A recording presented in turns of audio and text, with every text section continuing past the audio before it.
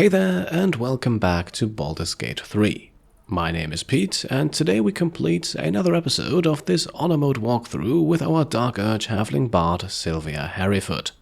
Last time we left off, after wrapping up the putrid bog with a fight against mud mephits and woodwoads, afterwards we found a letter to Korga revealing her involvement with the Shadow Druids and their plans to take over the Emerald Grove. We returned to the Grove to confront Korga and a fight broke out, but we convinced Korga to switch sides and took quick care of the Shadow Druids. Afterwards, we also stole the idol of Silvanus for Mole and received a reward from Volo for stopping the Rite of Thorns. Today, as you can see, I've made some party changes. Astarion is back and so is Shadowheart after a long absence. Astarion is sporting the haste helmet for extra mobility, while Shadowheart has been given Mole's Ring of Protection, the Woodwoad Shield and the Gloves of Hail of Thorns. She's also carrying a few trade items, but more on that later. For now, let's start with the aforementioned idol of Silvanus, because, as some of you have pointed out in the comments of the last episode, Mole does not actually care too much about the item itself, and more about its role in the Rite of Thorns. She actually offers it among her trade goods now, and we could purchase it back for around 800 gold. However, I think we'll take another approach. So we enter the Tiefling hideout, position ourselves in the western corner here, and wait for Mole's patrol route to take her here. Then we enter turn-based mode, cast Guidance on Astarion with Shadowheart, and have him steal the idol back. He gets advantage on all sleight of hand checks and a bonus of +8, so this should not be too risky, and if we get caught, we have one chance to get off with a warning.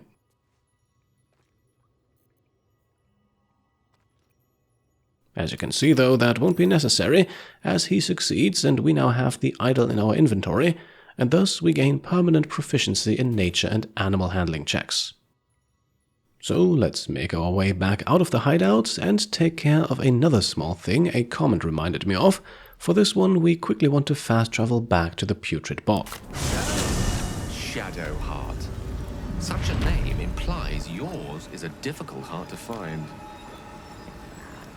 It's not that hard to find. Perhaps any difficulty is more telling of you, Gale. Here, that frog that wanted to attack us a few episodes ago is now free from Ethel's influence. Hag is gone!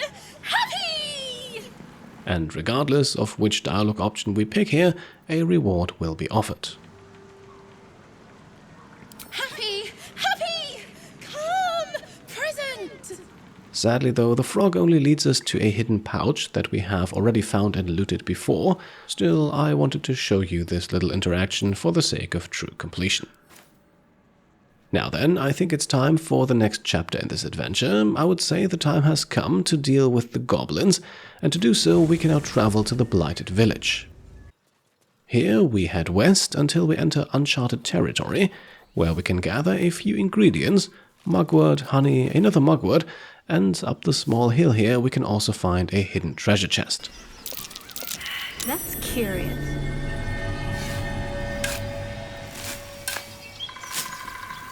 Digging it up rewards us with gold and 2 spell scrolls. There is also another mugwort nearby, and back down near the wooden bridge we can find an empty collapsed burrow and a pile of bones containing, well, a bone, but that's 1 gold piece, so we'll take it. Then we cross the bridge to find a familiar goblin already waiting for us. I'll tell the gods what's what.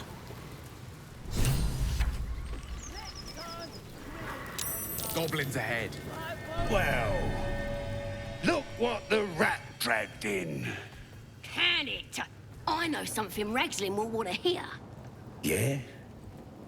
What's that? I've been in some druid's grove. This one sprang me. Now move over so I can tell Ragslin myself.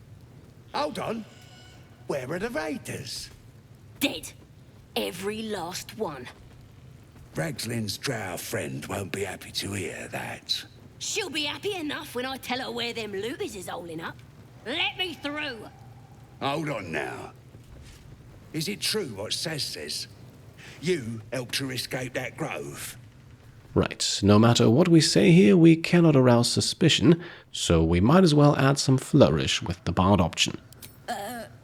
Yeah, that's Oranga and Sazza killing druids. Pull the other one. That's enough out of you. Come on. Gotta let the drow know where them looters is. We'll be heroes.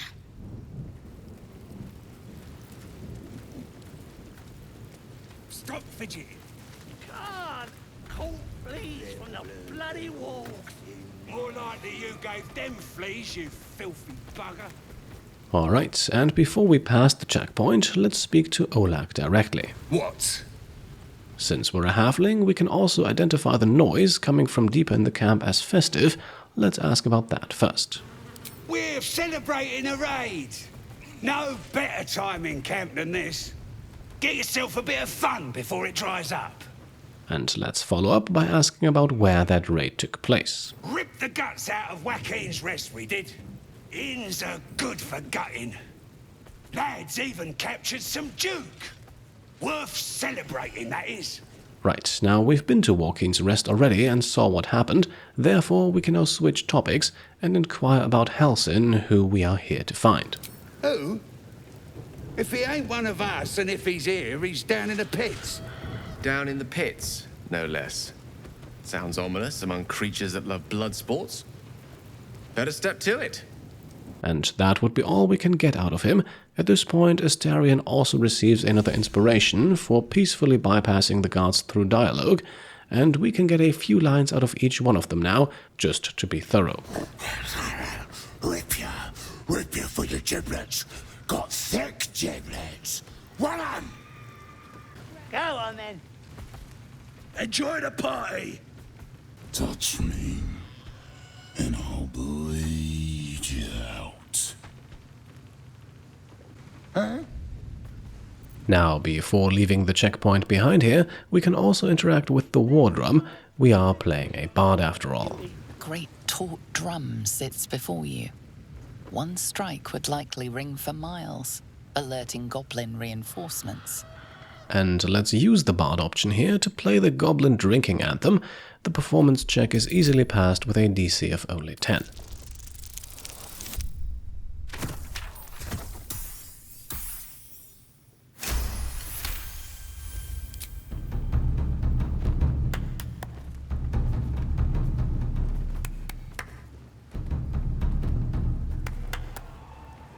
From the far distance, you hear a blast of goblin voices. Lovely rhythm, that. Pity the drums for calling him back up. Don't worry. Seeing how you made us dance, I won't let them kill ya. This time. Right, and he means that. We definitely should not play it again. You hit the alarm, didn't you? Who we after? No alarm. Just a bit of music. Scram! Now, these three here will run off again after being informed of the false alarm. Their hangout spot is a bit further down behind the gate, and we'll go there soon. However, let us deal with these goblins here in a more permanent matter first. At this point, I think it is no secret that they are murderous, rampaging creatures with nefarious intentions following a cultist belief in the Absolute, and well, they also give us a few XP for killing them.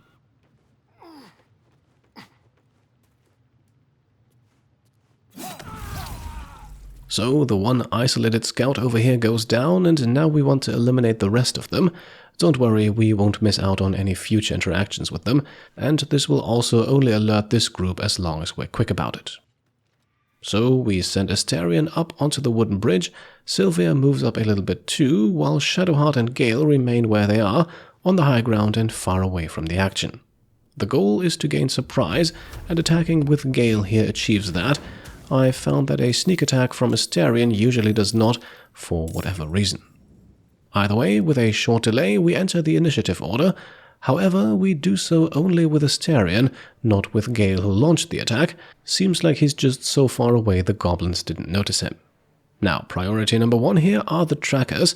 They have ranged attacks, everyone else we can likely outmaneuver. So let us use the fact that Gale hasn't entered the initiative yet and launch a second firebolt. This one kills the target and our wizard is still not in combat. This next attack should correct that though.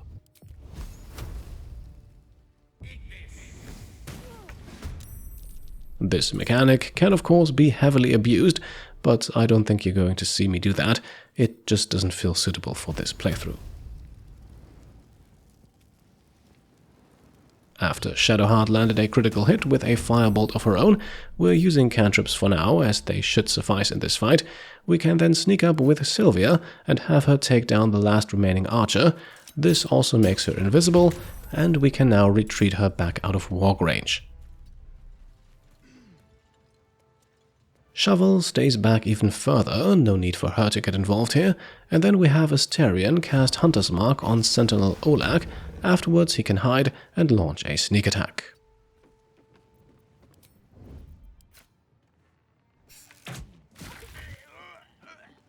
And that's Olak dead. We now move away from the ladder as far as possible. The walks cannot climb it, and the one lone melee enemy here won't have enough movement to get to anyone, not to mention that none of them can act anyway due to surprise. So let's continue with another firebolt from Gale that benefits from 1 extra point of lightning charge damage, and that 1 point is exactly what we need to get the kill.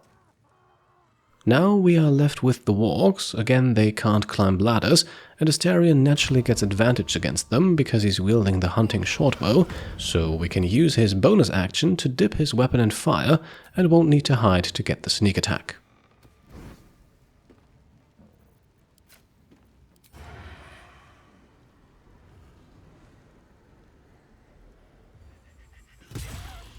"24 points of damage leave the warg with 9 hit points remaining, a manageable number for Miss Hairyfoot. And there we go, another kill, another invisible retreat, time to give a single turn to the single enemy left.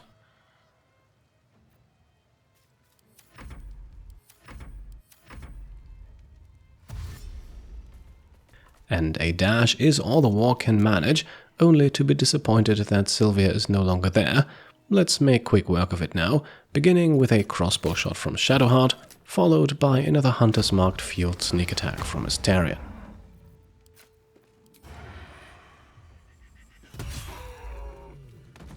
And there we go, our party has now gained a total of 140 additional XP from this fight, and we can now help ourselves to the valuables in this area, as well as to what our enemies had on them.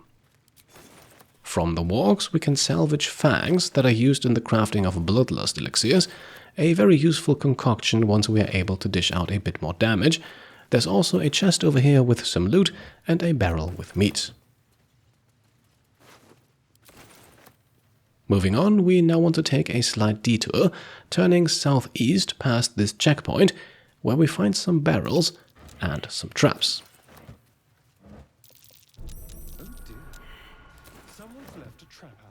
These traps guard a secret path into the Goblin Camp. You would need to jump across the hole here, but this would let you avoid the group we just dispatched of. We have our sights set on more bloodshed though, so let's approach the next group of goblins. Looking at a future true soul, you are. Boss Ragslin says I'm next in line.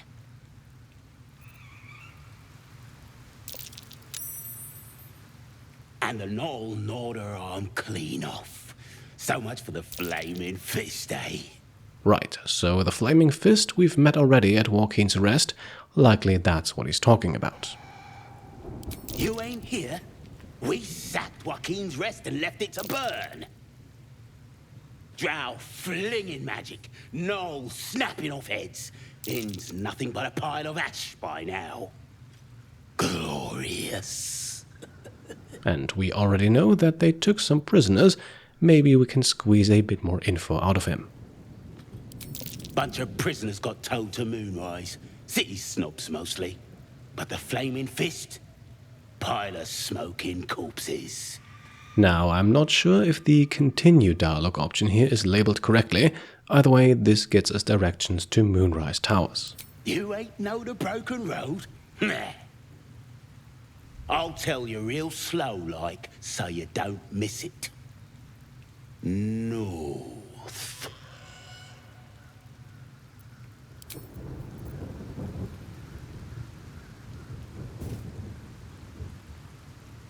Why the hell not?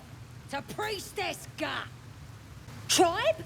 Now, curiously, after speaking in full sentences earlier, we now only get one word out of her, and let's answer with the Bard option for now. Tribe! Right, that does not seem to satisfy her, and we might play it safer if we show ourselves as an ally, so yes, tribe. Tribe! Right, now before we attack these guys, let us quickly venture along the path leading west here, where something interesting will happen.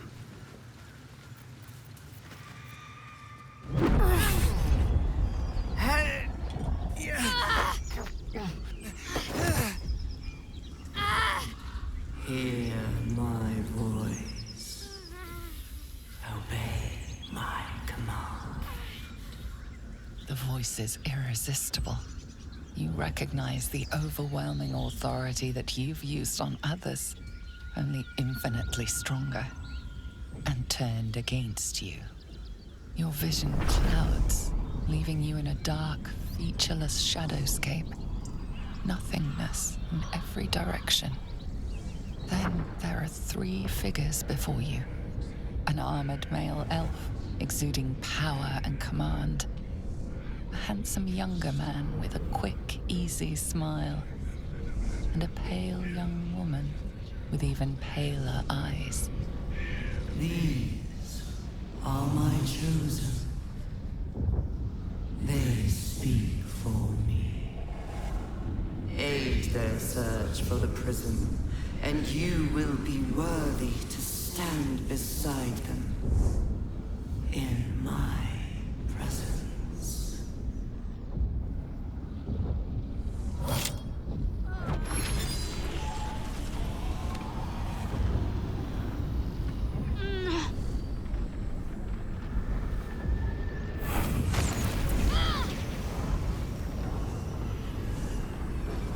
Feel energy pulsing from the artifact, lifting the pain from you, pushing the voice away.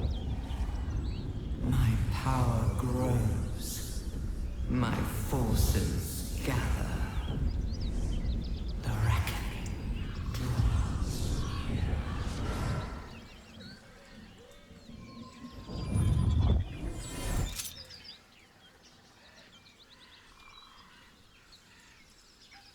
Don't give me that look. I don't know what just happened any more than you do. We should keep going. I don't know what that toy of hers is, but I'm glad it's on our side. And this is why you should have Shadowheart in the party. Without her, the artifact still appears, but it does make more sense in her hands. Either way, before we ask about it, let us first find out who that voice came from. I think that was the Absolute speaking to us. But we managed to shield ourselves. We should keep moving. Well, perhaps we should discuss the artifact first and ask Shadowheart to tell us what it is. I don't know. Not exactly. All I know is it's important I get it back to Baldur's Gate. At any cost. Now at this point, we want to inquire about Baldur's Gate. That seems like the more pressing question compared to how she got the artifact, and we can learn about that later, don't worry. My home. A cloister of Shah followers. Hidden in the city. A group of us were sent to retrieve the artifact. Now I'm the only one left. I can't afford to fail. Alright, so thanks to the artifact, we are now shielded from the voice of the Absolute, a luxury that the goblins likely don't have. And if we move up just a little bit further, we can also dig up some more treasure.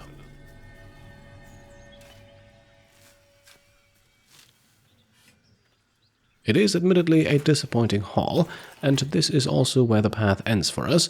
We could advance to the mountain pass from here, but that would mark an important point of no return, and the game explicitly warns us that we are underleveled for it, a fact that we are currently trying to correct, and the lone goblin slug wandering away from the group here presents the perfect target for another sneaky ambush.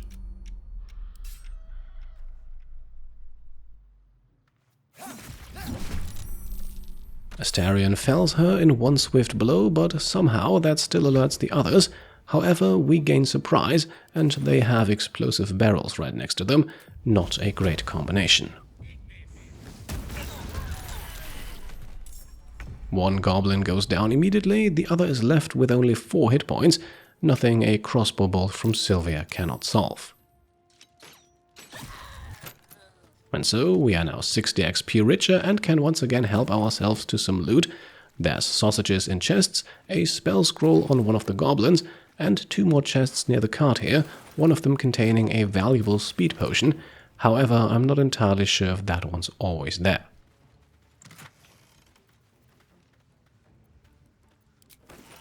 Moving on, we now approach the Goblin Camp proper in a northern direction. There are 2 barrels and a wooden crate along the way, all containing some alcohol, and a beehive on the rocks here near the river chasm.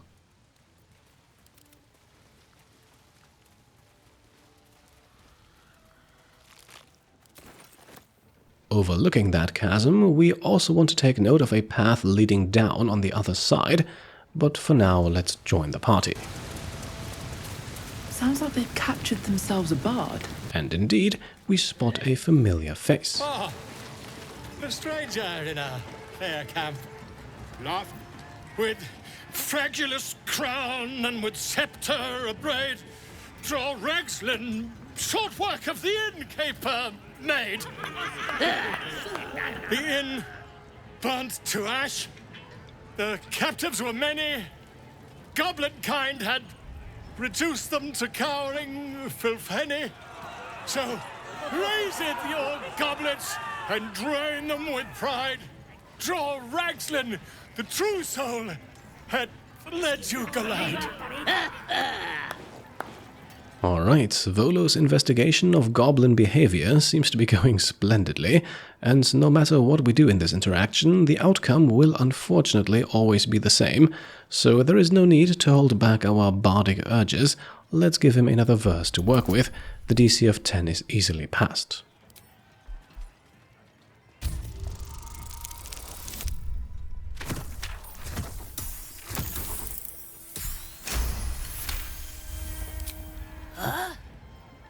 That was good. Carry it on, Pigeon. And if you saw him kill Mannings, you'd have to yell, Fa! Right, and let's do it once more. After all, we've got to support a fellow artist.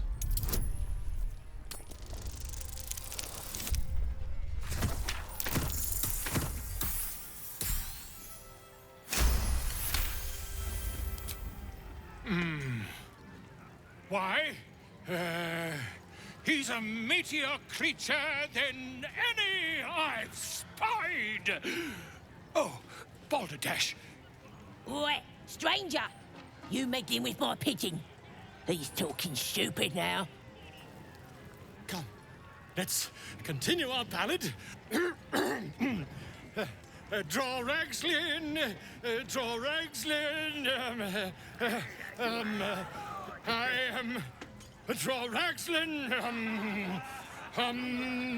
Tumptuous, draw Ragslin. You broke him! Wait, wait. Draw Ragslin, we pray, we... Come on, pigeon! Back to your cage! Now, look what you've done. Of course, My name's Gribbo, idiot! Right, yes. Not for me. I don't fancy chasing this thing. It looks right peeved. Has it even a bird? And with that, poor Volo is kicked off his stage and hauled back into the building here. Our quest to free him gets updated, and we'll get on that in a bit. But first, let's speak to a few more familiar faces. Madam, glad you found us all right. Odd rubbing elbows with gobs, isn't it? Still getting used to it. So glad to see you safely arrived, madam. We haven't found the weapon yet, but it's good to be among allies, even if they're a bit unusual. It looks right peeved. Has it even a bird? It's got a beak like any other chicken, don't it? Let's just bloody play. And that animal we've encountered before too. Let's find out more. Well, now, you look like a tough un, but have you got smarts, skills, guts? Well, since she's asking us so directly, we might as well boast a bit. We did take out all the goblins on the way after all, although she doesn't need to know that. And you're gonna need it, mate. This ain't your standard dungeon dive, right? This is chicken chasing. And yeah, perhaps we should point out the fact that the Owlbear Cub here is not quite a chicken. It's got feathers, don't it? A beak. Besides, I reckon it owes us, seeing as how it just ate our last chicken. Reckon it owes us a game. You want to hear the rules or not? And we definitely want to play, so let's agree. Only the greatest game since eggs sprouted legs, mate. You just gotta chase the chicken round the course and through the posts. But that ain't all. Gotta do it quick and alone. Any of your mates step in, you lose. Time runs out, you lose. Sound easy? It ain't. Better contenders than you have been bested by the bird. And by telling her that this sounds like a fun activity, we can get a rather unique answer. Show a bit of respect, mate. This is serious business. Besides, we got to agree stakes before we begin, don't we? Now, she offers a 30 gold wager, and, well, look at Sylvia. There is no way we're not bumping that up to 300. Cocky, eh? Maybe you've got the skill to back it up. Or maybe I'm about to make a heap of coin. Let's get a crowd going and find out, eh? We're starting a new game! Move your eyes! Right, now we want to bring our entire party next to the starting area, and then split off Sylvia again before we approach the owlbear. Go on! Get... Chase! Hurt me. Run. Where? Using Speak with Animals, we can now direct the Owlbear Cub to run towards the goalpost without us chasing it. Don't take too long though, the 10-turn timer for the game keeps running through the dialogue.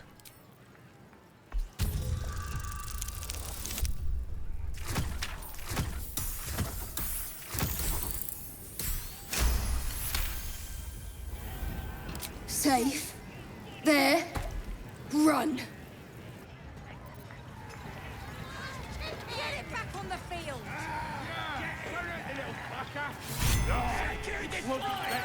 That's the game done. Come here. Now, before we speak to Crawler again, let us talk to the Owlbear Cub, who is in fact the real winner here. Mother gone. Hungry. Well, we are absolutely swimming in food back at camp, so let's invite the poor cub over to it to gain some approval from our party members. New home. Maybe. Got to get away from here first. The cub seems anxious to leave, but afraid to defy the goblins. They have to be dealt with one way or the other. And for a change, this time we can solve the issue without violence. Well, look here!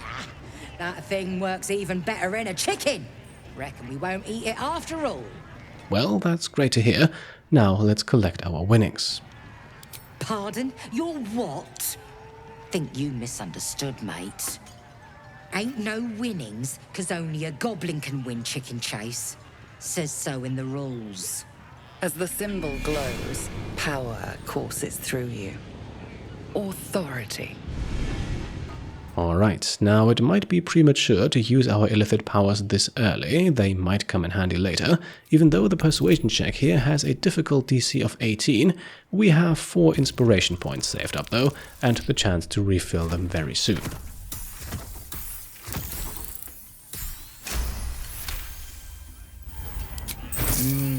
Alright. No need to get weepy over it like. Here. And before she runs off, we want to speak with her again. No more chicken chasing. Seems like it's all about the money for some, and I ain't got any to bet. Well, in that case, we might as well tell her that we're taking the owlbear with us too. Right, go on then. Fat bird's yours. Don't need the hassle.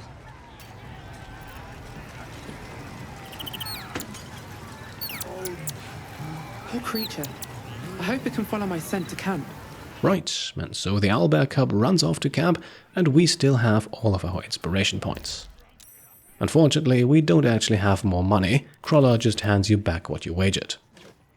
Now, crucially, after the chicken chase is over, Crawler and all spectators will leave the area, and so we can rummage around the barrels and chests along the course without scrutiny. Most of it is alcohol and other camp supplies though, and like I said, we are practically swimming in the stuff. I think at this point we are close to 3,000 camp supplies, probably already more than enough to last us for the rest of the game. Now, things get a bit more interesting if we climb up the ladder here. For starters, there are some paintings up here that we can grab, some more bottles right next to them, and further in the back we also have another buried treasure. That's curious.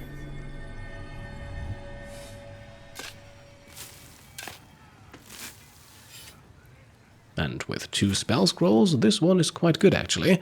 So let's grab it and then hop back down. Now it's time to do some trading. You look like you got something jingling in your pocket. Looking to spend it? Now, before we strike any deal, let's ask where the goods are coming from, even though we likely already know the answer. Nicked him off the dead, didn't I?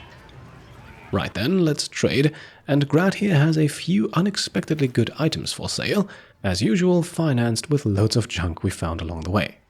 First, we grab the returning pike, a +1 throwable that returns after being thrown, extremely good for Karlach. We also buy the gloves of archery for Sylvia to give each hand crossbow 2 extra points of damage per shot. This is huge, by the way. And finally, for a little bit of utility, we grab the rather cheap Swazi shoes that increase jump distance by 5 feet and might allow us to reach some new heights. Both boots and gloves go on Sylvia for now, the pike goes to Karlach later, and we get ready for the next social interaction.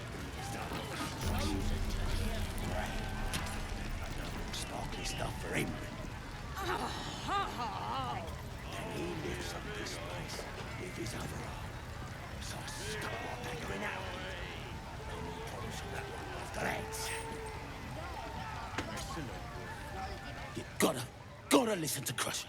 He gets mad if you don't. Mad! What are you staring at?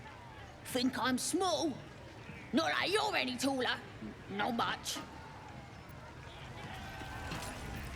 Shh! You should listen to Crusher. He's just... he can do anything.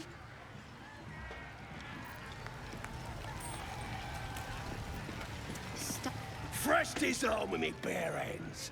Weaker than pixies, humans. Oh, you got him good. And who are you? Not a pest? You're just a little halfling, and you think you rule the world. As the symbol glows, power courses through you. Authority. Once again, let's not burn the illicit powers early. Instead, we show ourselves humble and down to earth. Everyone says that, and then they spit in our faces. But no more. Things are changing. We got the Absolute on our side now. You better learn your place. Go on. Kiss my foot. Or I'll wipe that nasty look right off your face. Well, go on. Give him a nibble. Right, now this is where this encounter can go in various ways. As a Dark Urge, we could bite his toe off, we could refuse and provoke a fight, and we could even force him to kiss our feet instead. But for maximum approval gain, we'll actually do exactly what he demands. That's more like it. Well, not exactly. We do have the chance to slip a valuable ring off of his toe here. However, we actually get even more approval and a fight if we instead lick his foot. Yes, I know, please trust me on this. What? You swine! Think you can mess with me? Huh? Think you're being funny? I'll bash that smiling. Come here. Just you, me, and my friends here. Right, and this is exactly what I wanted. A fight has broken out, but only between our party and these 4 goblins. Crusher is of course the strongest enemy among them, and the fight will end automatically if we deal him enough damage. However, it does make sense to deal with the others too, so we are beginning things with a cloud of daggers here from Sylvia.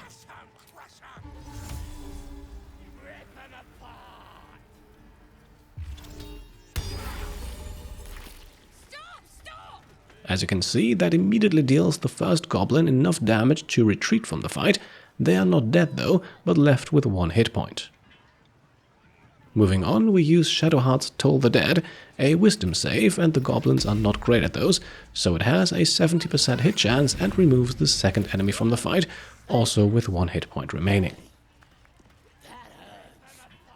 Next, we move Astarion to a spot where he can hide and launch a sneak attack on enemy number 3, removing him from the fight too. And now we want to make sure we stop the cloud of daggers, as this could in fact permanently kill Crusher. Instead, we go for the offhand attack with Sylvia. If we miss that, Gale can jump in with a magic missile.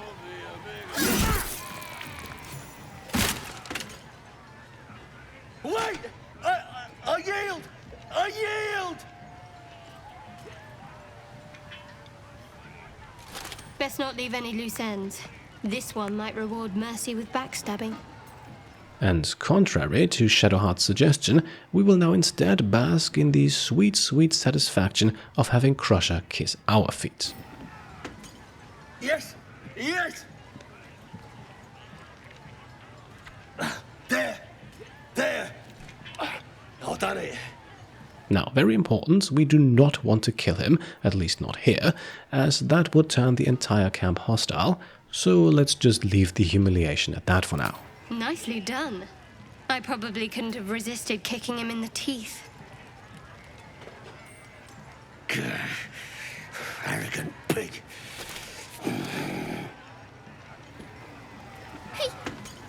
He kissed! Crazy deranged monsters shouldn't be allowed in here. Crusher! I've got to take a piss. Crusher just licked some toes! Right, now Crusher runs off, his health fully recovered. The other 3 goblins, meanwhile, remain at 1 hit point each. At this point, we actually want to follow Crusher outside, where he is standing all by himself with his back turned to the bridge, almost an invitation. Can't even enjoy a drink in peace.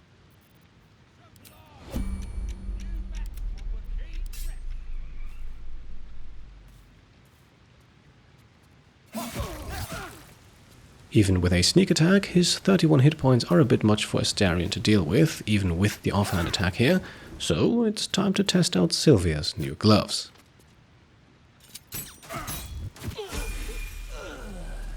And there we go, another goblin is dead and we can now acquire Crusher's ring, giving its wearer a movement increase of 3 meters, or 10 feet, very useful, especially for the smaller races in the game.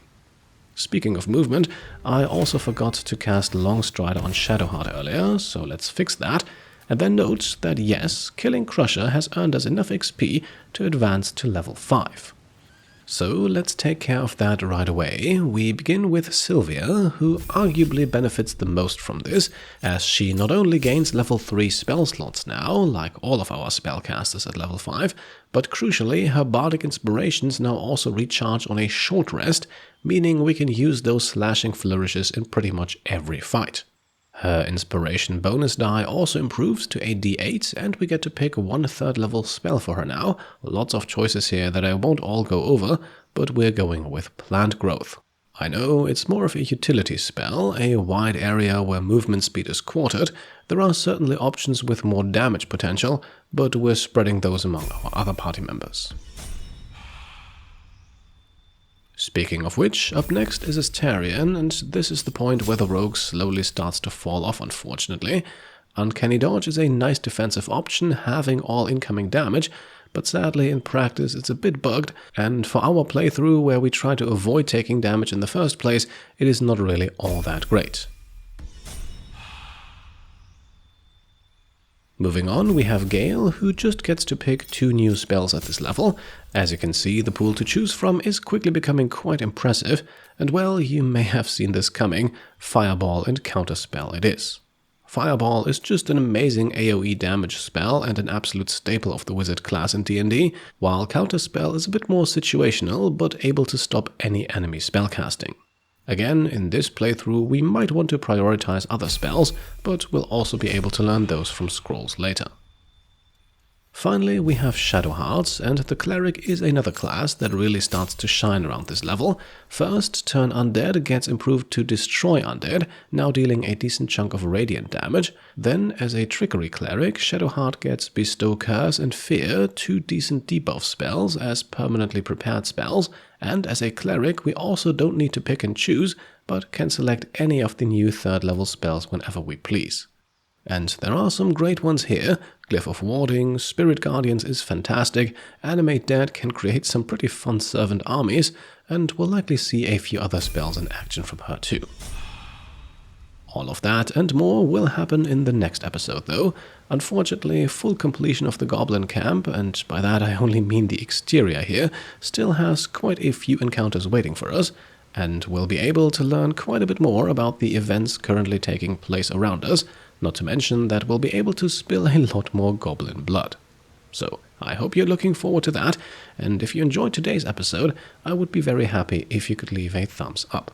If you like what I'm doing and want to support me and my channel further, go ahead and subscribe to stay up to date, grab some merch over on shop.petecomplete.com, or become a channel member or Patreon supporter. Thank you all for watching, and I'll see you next time. Cheers.